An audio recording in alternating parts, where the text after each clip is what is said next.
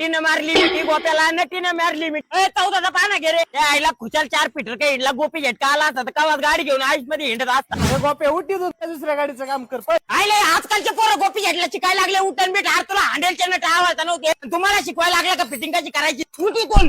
मालक जेवायला गेलाय मालक यायच्या आधी तर लवकर मला परत घरी जायला पेट्रोल नाही बाटली फुल पेट्रोल करून ठेवतो मी आलो मुतून 7 दिवस झाले तुझ्याकडे गाडी लावली आवड्याचं काम करून देतो म्हणला आणि कामाही नाही केलं अजून अरे डांगरे 7 दिवस झाले लावली गाडी म्हणजे काय आमच्या उपकार केले का तुला जर 18 वर्षाच्या पोरावानी पळायला लावले तू पळशील का अरे गाडी म्हातारी झाली तुझ्यासारखी डायरेक्ट भांगाराची कान मिसळ पाव का तशी पण तुमची लय आबळ चालू आहे अरे गोप्या तुला मी प्लेसमेंटचं काम सांगितलं होतं हे तो सीट खोललं गाडी माझी खराब करून टाकली बा अहो बाबा तुम्ही खुशाल गोप्या पेट्रोल आकार शिकवायला लागले अहो क्लच पेटचं काय म्हणलं शिटा खाली टाकते क्लच पेट दिसत त्याची शीट नाही खोलल्यावर तुला आश्चर्य सांगतो काय गिरायक गोपी जेटवर एवढे पिझ्झा झाले का त्यांनी डायरेक्ट त्यांच्या भितडी गोपी जेटचा फोटो लावला गाडीचं काम चांगलं केलं म्हणून तर ते जाऊन देताना चहा पाता पैसे पण तुझे अजून माझी बोनी नाही झाली ना गोप्या आपल्या गाडीत एवढं भारी काम करणार नादच कोळा झालं पाहिजे अरे गोप्या पेट्रोल तर अजिबात नांदो करतो तू गाडी आजची खतरनाक करतो ना डायरेक्ट सुद्धा ओव्हरटेक करून टाकी तुला अक्षरशः सांगतो दुपारी घरी जेव्हा गेलो आणि तिच्या बोळी तुम्ही आजची गाडी घातली तिला धुळचं जाणं दिसून दिली तरी ती मागं डोकं डोकं बघत होती बरं का